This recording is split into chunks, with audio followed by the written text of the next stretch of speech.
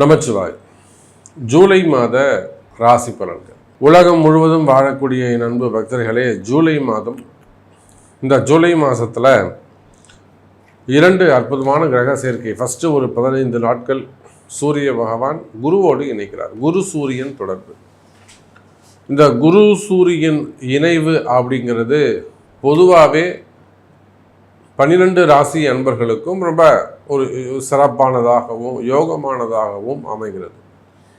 அதே போல் ஜூலை 15 தேதிக்கு பிறகு ஆடி மாதம் பிறந்துடுச்சுனாக்கா சூரியன் புதன் தொடர்பு, அதுவும் கடகத்தில் ஏற்படுது. அப்போ அந்த சூரியன் புதன் காம்பினேஷனும் ரொம்ப ஒரு அற்புதமான காம்பினேஷன்ஸ். ஏன்னா நமக்கு 2 பேருமே க்ளோஸ் ஃப்ரெண்ட்ஸு. அப்போ அதை விட இந்த ஜூலை மாதத்தில் ரொம்ப சிறப்பான உயர்ந்த இந்த மாதம் சிறப்பாக இருக்கும், நல்லா இருக்கும், அல்லது நினைச்ச காரியங்கள் நிறைவேறும். எத்தனையோ தடைகள் இருந்த போதும் இந்த தடைகள் எல்லாம் விலகும். இதை எப்படி சொல்கிறீங்க சாமி அப்படின்னு கேட்டாக்க, அந்த குரு சூரியன் காம்பினேஷனை நாம் ஒரு காரணமாக சொல்லலாம். ஏன்னா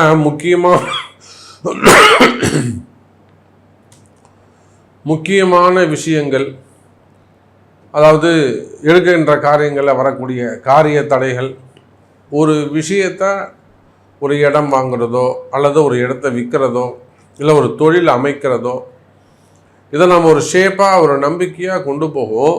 ஆனால் நமக்கு தெரியாமல் காலமும் நேரமும் அதில் பல விஷயங்களை குளறுபடிகளை செஞ்சிடும். எதிர்பார்க்காத சில குழப்பங்கள்லாம் நடந்து, நமக்கு தெரியாமலே நடந்து, அதன் பிறகு அது ஒரு ஷேப்பு கொண்டு வந்து அப்புறமா நம்ம கடைசியில் நம்ம ஜெயிப்போம். நேரடியாக நடக்க வேண்டிய விஷயங்கள் அப்படி சுற்றி நடக்கிற மாதிரி இருக்கும். அப்போ இது நாள் வரையிலும் நினைத்த காரியங்கள், எடுக்கின்ற விஷயங்கள், ஒரு ப்ராஜெக்டாக இருக்கட்டும் இல்லை எந்த ஒரு விஷயமா இருக்கட்டும், குழப்பம் இல்லாமல் நடந்ததே கிடையாது.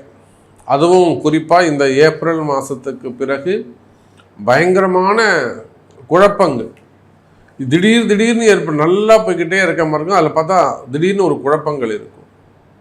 எங்கடா இருந்து இந்த குழப்பம் வந்துச்சு அப்படின்னு யோசிக்கக்கூடிய வகையில் அது இருக்கும். அந்த மாதிரியான திடீர் குழப்பங்கள், திடீர் மாற்றங்கள், இதையெல்லாம் கிராஸ் பண்ணி தான் ஒவ்வொரு நாளும் வாழ்க்கையில் ஜெயிக்க வேண்டியது இருக்குது. ஆனால் பாருங்கள் அன்பு நேயர்களே, இந்த குரு சூரியன் தொடர்பு அதுக்கு ஒரு நல்ல விடை கொடுக்கும். அப்போ அற்புதமான காம்பினேஷன். அதே போல் சூரியன் புதன் தொடர்பு, இது சுபத்துவமான, அதே சமயத்தில் பாசிட்டிவாக நடக்கக்கூடிய விஷயங்கள். அடுத்ததாக செவ்வாய் கேது தொடர்பு. சிம்மத்தில் செவ்வாயும் கேதுவும் இணைந்திருக்கிறார்கள். அப்போ செவ்வாயோட, அதாவது முதல் ராசி அதிபதியே மேஷத்துக்கு, காலபுருஷனுக்கு 1ஆம் பாவ அதிபதியே அவர் தான்.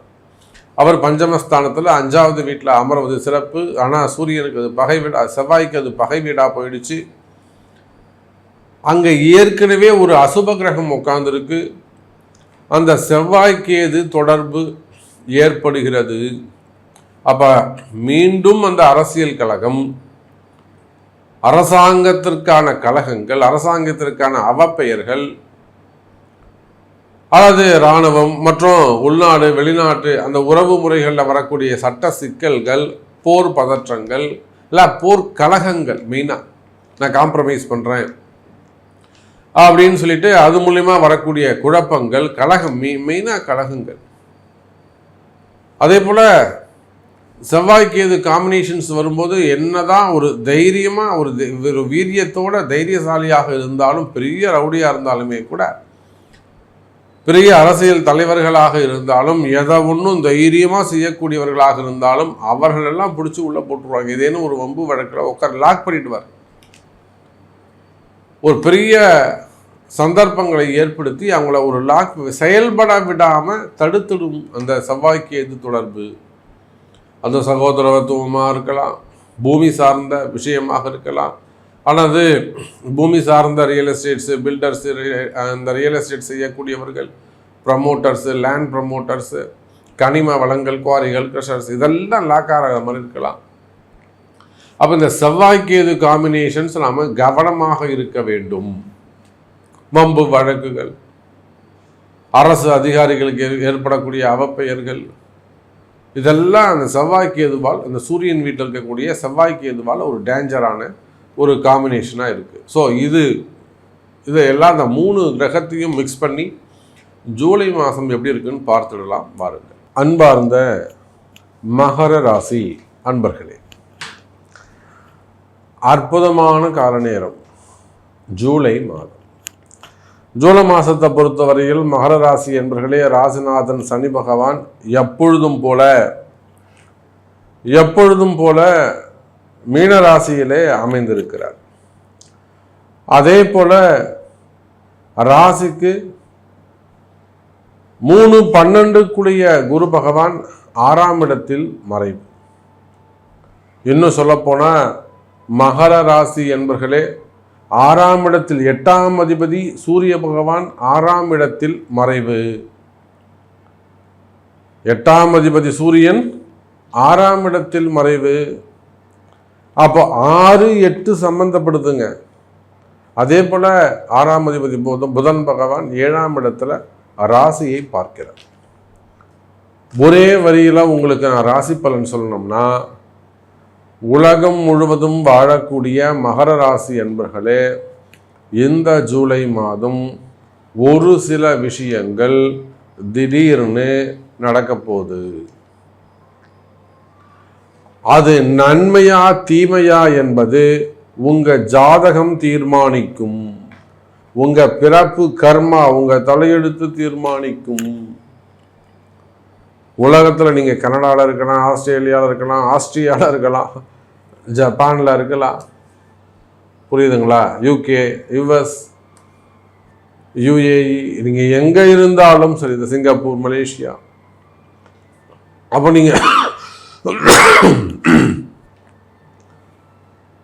அப்போ நீங்க எங்க இருந்தாலும் சரிதான்.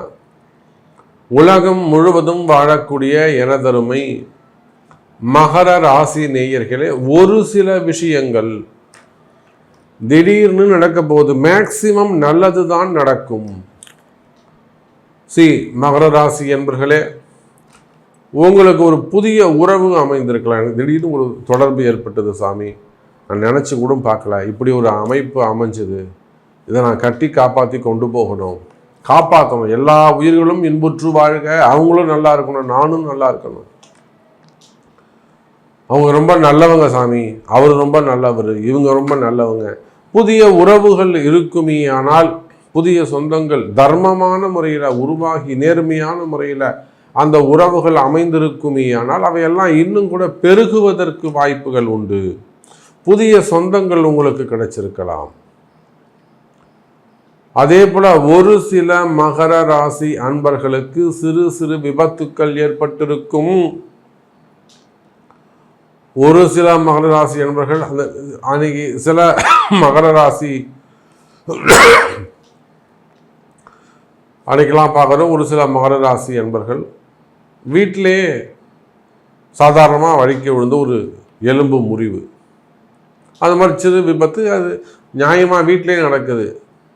சில சிறு சிறு விபத்துகள் வேலை செய்கிற இடத்துலையா இருக்கலாம், வெளியில் போகிற இடங்கள்லையா இருக்கலாம், தொழில் செய்யக்கூடிய இடங்களாக இருக்கலாம். சிறு சிறு விபத்துக்கள் எதிர்பாராமல் நடப்பது, வண்டியில், வாகனங்களில் அல்லது வேலை செய்கிற இடத்துல சிறு சிறு விபத்துக்கள் ஏற்பட்டிருக்குமே. ஆனால் அந்த சிறு சிறு விபத்துக்கள் எல்லாம் கூட விலகி அதனால் ரெக்கவரி ஆகி சிறப்பான முறையில் மீண்டும் வேலைக்கு போகக்கூடிய வாய்ப்புகள் ஏற்படும்.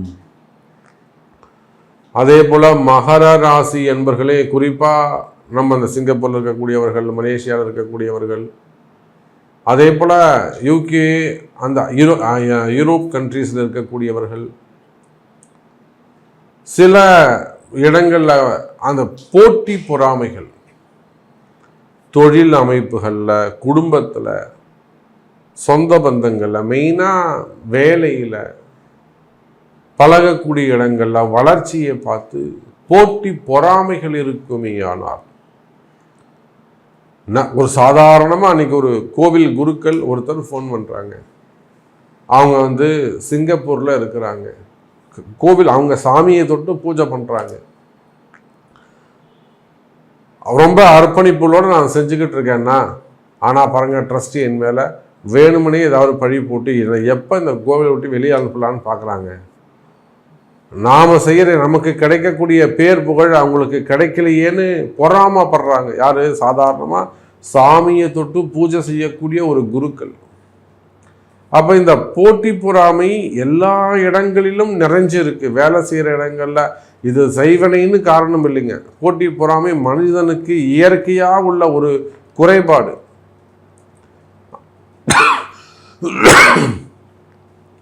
அதுபோல் உலகம் முழுவதும் வாழக்கூடிய மகர ராசி என்பர்களே, வேலை செய்யக்கூடிய இடங்களில், தொழில் செய்யக்கூடிய இடங்களில் போட்டி பொறாமைகள் இருக்குமே ஆனால், அந்த பொறாமைகளால் ஏதேனும் பிரச்சனைகள் இருக்குமே ஆனால் அவையெல்லாம் கூட விலகி நல்ல முறையில் மீண்டும் ஒரு நல்ல வாழ்க்கை திரும்பக்கூடிய நேரம். இப்போ சொல்கிற அந்த செய்வினை கோளாறுகள், குடும்பம் நல்லா இருந்தது சாமி, இப்போ குடும்பம் முன்னுக்கே வரலை, குடும்பத்தை ஏதோ ஒரு அமுக்கி வச்ச மாதிரி இருக்குது, ஏதோ ஒன்று போட்டு அழுத்துறா மாதிரி இருக்குது, படிச்சிருக்கணும் நல்லா வேலை கிடைக்கல, படிப்பு வேலை இருக்குது மனைவி அமையலை, படிப்பு மனைவி குடும்பம் எல்லாம் இருக்குது குழந்தை இல்லை, இது மூணும் இருக்குது, வேலை இல்லை, வருமானம் இல்லை, வேலைக்கே போக மாட்டுறாங்க. அப்போது அந்த குடும்பத்தை ஏதோ ஒரு கர்ம வினை தொடர்ந்து கட்டுப்படுத்தி கொண்டே இருக்கும். நல்ல அவர் இருந்தவரும் சூப்பராக இருந்தது சாமி, எங்கள் தாத்தா இருந்தவரும் நல்லா இருந்தது, எங்கள் அப்பா இருந்தவரும் நல்லா இருந்தது, நான் அந்த வீட்டில் இருந்தவரும் நல்லா இருந்தது, அந்த சொத்து வந்தது, அதுக்கு பிரச்சனைங்க. இதை போல் கர்ம வினைகளாலே அல்லது செய்வினை கோளாறுகள் எப்பயோ செஞ்சதாக இருக்கும். அதெல்லாம் இப்போ அப்படியே பின்தொடர்ந்து கொண்டே இருக்கும். வழி வழியாக பின்னாடி வந்துக்கிட்டு இருக்கும். இன்னும் கூட ஒரு விஷயம் சொல்கிறேன் பாருங்க.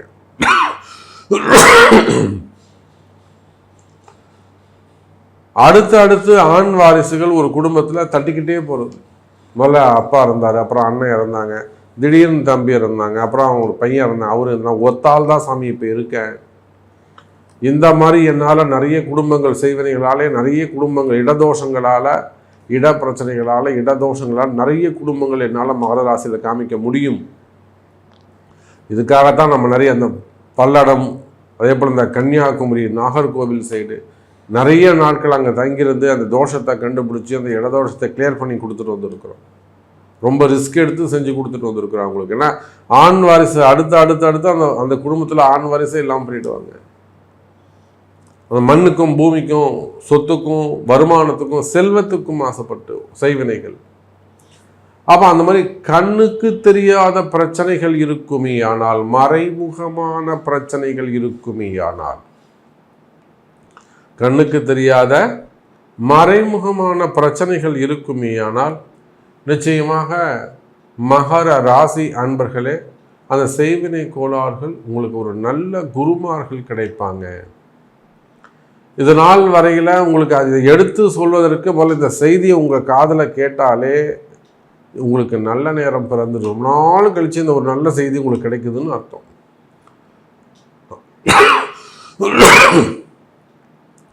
அந்த பாபதோஷங்கள் நிவர்த்தியாகக்கூடிய காலம் நல்ல நேரம் பிறக்குது. குற்றங்கள் நிவர்த்தியாகக்கூடிய கால நேரம். உங்களுக்கு நல்ல குருமார்கள் கிடைக்க போகிறாங்க. அந்த குருமார்கள் மூலமா உங்களுக்கு தூய்மையான உண்மையான பரிகாரங்கள் உங்களுக்கு கிடைக்கும். எப்படி ஒரு நோயாளிக்கு தூய்மையான மருத்துவர், நல்ல டாக்டர், உண்மையான டாக்டர், காசுக்கு ஆசைப்படாத உண்மையான டாக்டர் கிடைச்சி உண்மையான மருந்து கிடைச்சா அந்த நோய் சீக்கிரமாக குணமாகுமோ, அதை போல மகர ராசி அன்பர்களே, இந்த ஜூலை மாதத்தை பொறுத்தவரையில் உங்களுக்கு இருக்கக்கூடிய நோய் அது உண்மையிலேயே நோய்கள் சம்பந்தம் ஹெல்த் ரீதியாக இருக்கலாம், உடல் ரீதியான பிரச்சனைகள் இருக்கலாம், அல்லது வேலை செய்கிற இடத்துல வரக்கூடிய பிரச்சனைகளாக இருக்கலாம், தொழில் பிரச்சனைகளாக இருக்கலாம், குடும்ப பிரச்சனைகளாக இருக்கலாம், உடல்நிலை பிரச்சனைகளாக இருக்கலாம். எதுவாக இருந்தாலும் மகர ராசி என்பர்களே, நல்ல நேரம் பிறக்கின்றது. அன்னை வாராகி உங்களுக்கு துணை நிற்கிறாள். நல்ல குருமார்கள் கிடைத்து இந்த மாதம் முதல் உங்களுக்கு மகிழ்ச்சியான வாழ்க்கை ஆரம்பம். அதற்கு உங்களுடைய பிறப்பு ஜாதகம்தான் முக்கியம் என்பதை சொல்லிக்கொண்டு மீண்டும் வேறொரு அற்புதமான பதிவில் சந்திக்கிறேன். நன்றி. நமச்சிவாயம். ஜெய் வராகி. ஜெய் ஜெய் வராகி.